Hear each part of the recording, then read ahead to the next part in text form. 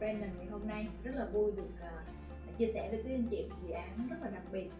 Dự án xây dựng khách sạn Lasalle ngay tại trung tâm thành phố Chicago.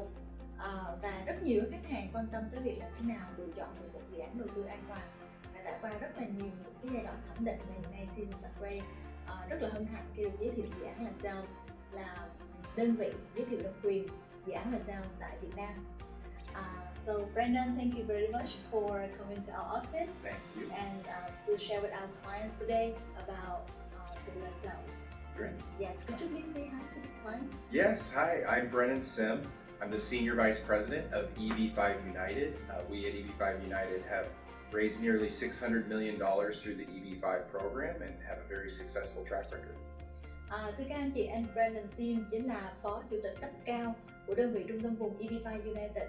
EB-5 United đã có kinh nghiệm huy động hơn 600 triệu USD là tiền đầu tư vốn M&A. All right. Yeah.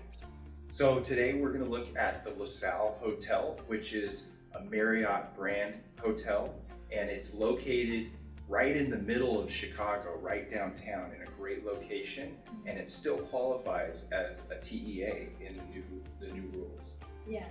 Và ngày hôm nay anh Brandon sẽ chia sẻ với chúng ta một dự án rất là đặc biệt, dự án xây dựng khách sạn Lasalle ngay tại trung tâm của thành phố Chicago. Mặc dù vị trí đắc địa như vậy nhưng mà chúng ta vẫn được xác nhận đây là dự án nằm trong khu vực tạo việc làm mục tiêu. TEA chúng ta được đầu tư mức 800.000 USD. This project already has 3 investors in it that have I-526 approval, and the project's nearly complete. So the hotel will open in Q2 of 2022. Và dự án này đã có nhà đầu tư vào rồi, và trong đó đã có 3 nhà đầu tư nhận được chấp thuận đơn I-526. Và bên cạnh đó chúng ta thấy là dự án của mình sẽ được mở ra, bắt đầu hoạt động vào quý 2 năm 2022 là chính trong năm nay. So from a project risk and an immigration risk standpoint, it's safe to say that this project has very low risk on both sides of the equation. Và tại sao Season thật quay lựa chọn dự án là sao? Là một dự án rất là đặc biệt để giới thiệu, bởi vì như anh Brandon chia sẻ, dự án này rất an toàn về cả phương diện dự án và phương diện di trú khi chúng ta đã tạo đủ việc làm và đã hoàn tất việc xây dựng. And this project is in a historic building in Chicago, and the same developer, the Prime Group, developed the JW Marriott Hotel in the bottom half of the building in 2010. And now they're building the Lasalle Hotel in the top part of the building. Yeah. Và đây là một tòa nhà lịch sử được cải tạo lại. Chủ đầu tư của dự án này, tập đoàn Prime, đã mua lại tòa nhà và cải tạo lại tòa nhà này và xây dựng khách sạn 5 sao JW Marriott ngay phía dưới tòa nhà. Và bắt đầu dự án Lasalle của chúng ta là những tầng trên cùng để được cải tạo và phát triển thành một cái dự án khách sạn mang tên Lasalle, thương hiệu của Marriott International. So the top 4 floors of the building will be the hotel, and then there's a pop-up ballroom event space for guests as well. Và khách sạn Lasalle của chúng ta là 4 tầng trên cùng của tòa nhà lịch sử này, và chúng ta có tầng trên cùng nữa là một cái ballroom, gọi là cái phòng dành cho hội nghị. Rất là đẹp, so beautiful. We talked about this. Okay. So a great part about this project as well is it's right on budget. It's a $130 million project. About 50% of the money is coming from a bank, and then 23% of the money is coming from EB-5 investors. Yes. Một cái điểm rất đặc biệt của dự án này để chứng minh đây là một dự án chất lượng hàng đầu trên thị trường, đó là về cơ cấu vốn. Hơn 50% cơ cấu vốn là từ bên ngân hàng, họ đã cho vay vào trong dự án, và vốn của nhà đầu tư EB-5 chỉ chiếm một phần rất là nhỏ, là khoảng 22% cho tới 23,8% trong tổng cơ cấu vốn. So the other 26% of the money in the project is coming from developer equity and bonds that are issued by the government that are subordinate to the EB-5 investors. So that money would have to be lost before the EB-5 investors were impacted. Yes. Và vốn của chủ đầu tư cũng như trái phiếu chính phủ, trái phiếu PACE của chính phủ dành cho dự án này là khoảng 26,6% và là xếp vị thứ ưu tiên sau cái vốn EB-5. Điều đó có nghĩa là chủ đầu tư và cái vốn trái phiếu của ngân hàng nó sẽ mất trước khi mà EB-5 mình mất bất kỳ đồng vốn nào. Có nghĩa là mình được ưu tiên hoàn trả trước cả vốn của chủ đầu tư và của trái phiếu bond. And looking at the financial projections, we're expecting this hotel to value at almost $175 million after it's open for a couple of years. So we would have to have about a 46% drop in value for the investors to have any issues financially. Yeah.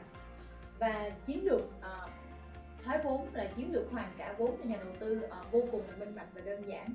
Chúng ta thấy rằng sau khi dự án đi vào vận hành ổn định, giá trị của khách sạn của chúng ta sẽ trị giá 175 triệu USD. Có nghĩa là dự án này có thể, cho dù trường hợp xấu nhất, nếu gọi là giảm giá trị vốn cho tới 46%, thì tiền của nhà đầu tư chúng ta vẫn được đảm bảo về việc hoàn trả. And this loan to the project, the EB-5 loan, is a 5 to 7 year loan. Yeah. At the end of that, the developer could sell the hotel to pay off the EB-5 investors, or they can refinance, which is more likely, and then they'll pay out the EB-5 loan. Yeah. Khoản vay EB-5 có thời điểm đáo hạn là từ 5 cho tới 7 năm, tùy thuộc vào thời điểm quý anh chị nộp đơn I-829. Và chiến lược thoái vốn là chủ đầu tư sẽ bán khách sạn hoặc sẽ tái cơ cấu vốn, là một việc rất là thông thường cho những dự án EB-5 để hoàn trả vốn cho nhà đầu tư.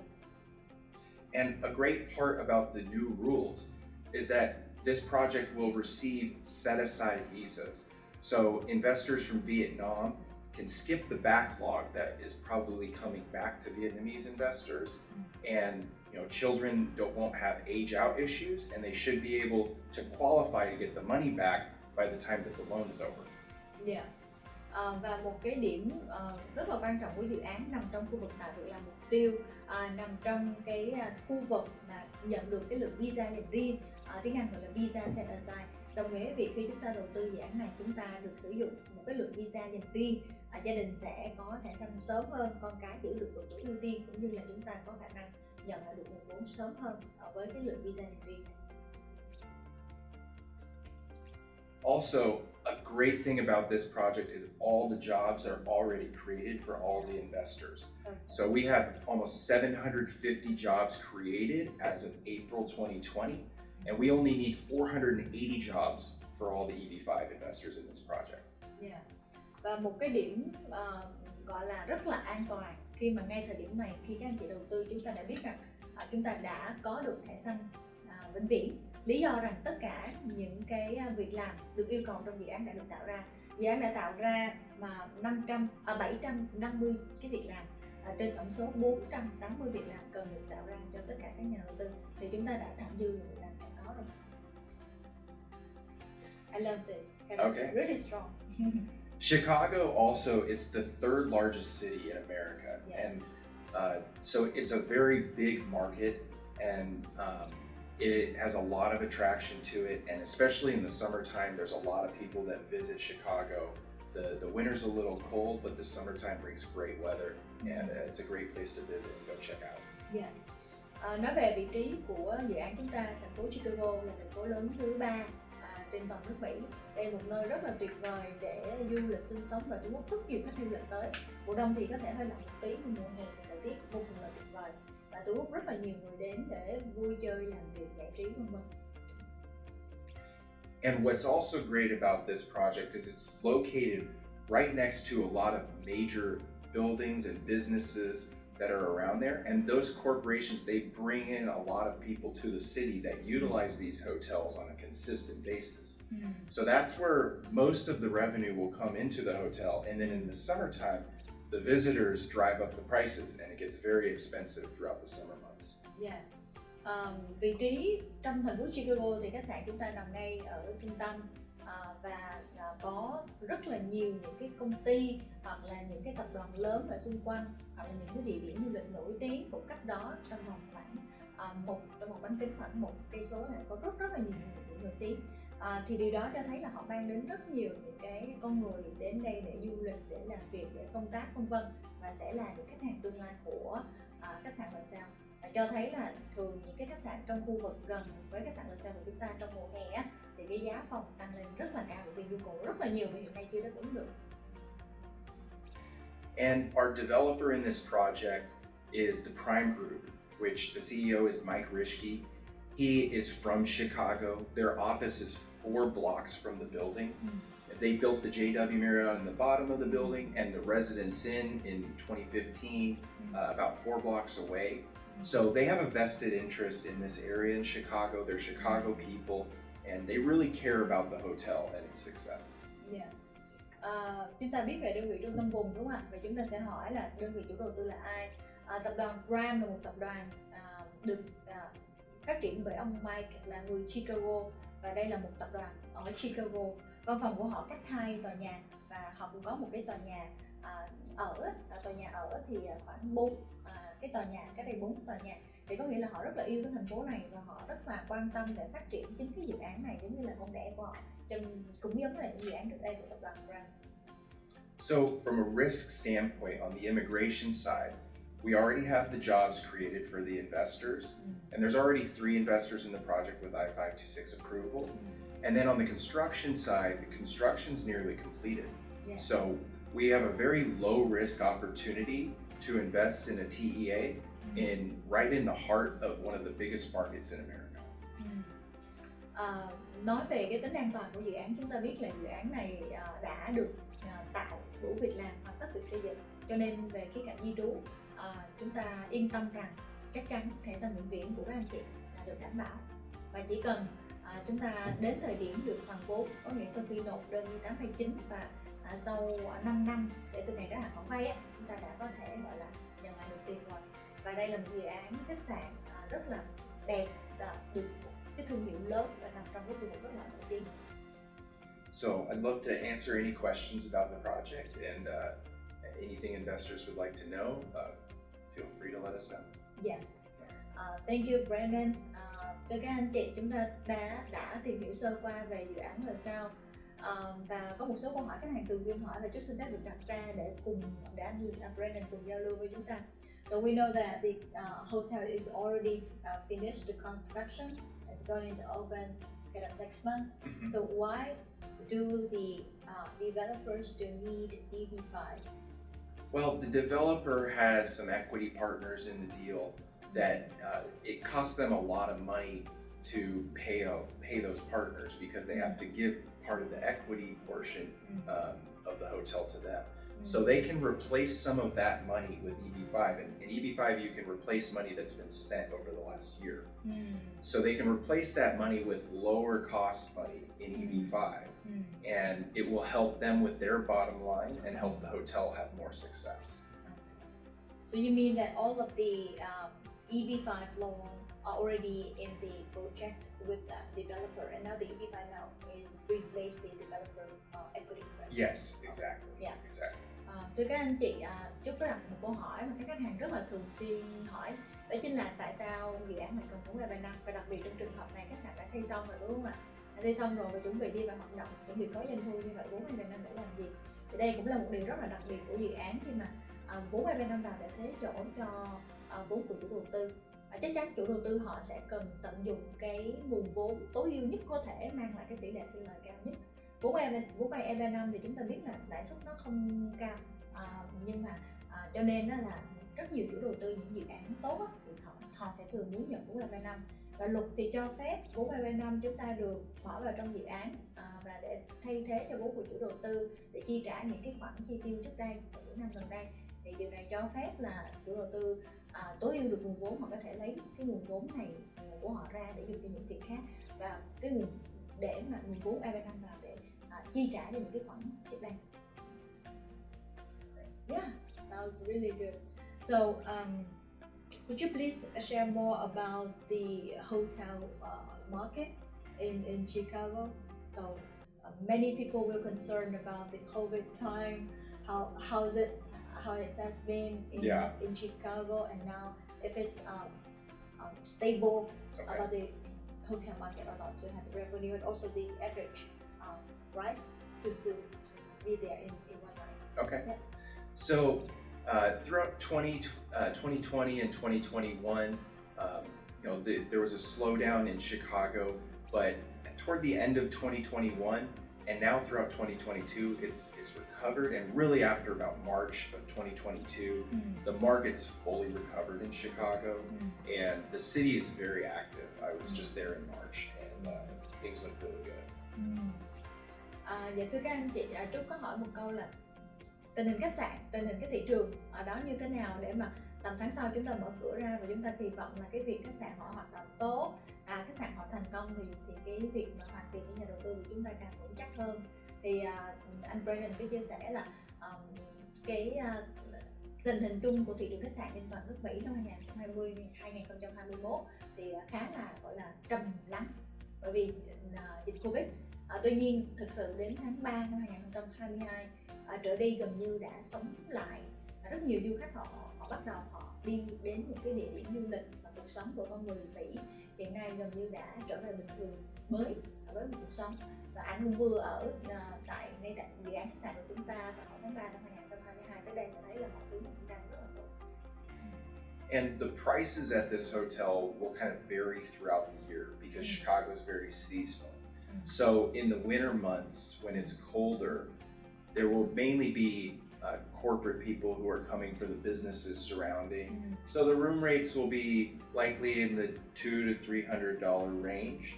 But in the summer months, when there's a lot of visitors coming to visit the city, then you'll see prices more over $700 to over $1,000 a night to stay here at the hotel. Wow. Về giá phòng đó các anh chị, khách sạn thì mùa đông thì có thể là vắng khách du lịch hơn bởi vì khí hậu đó nó hơi mát mẻ lạnh một tí. Hầu hết là những cái dân những cái người họ đến họ công tác thì sẽ ở lại khách sạn.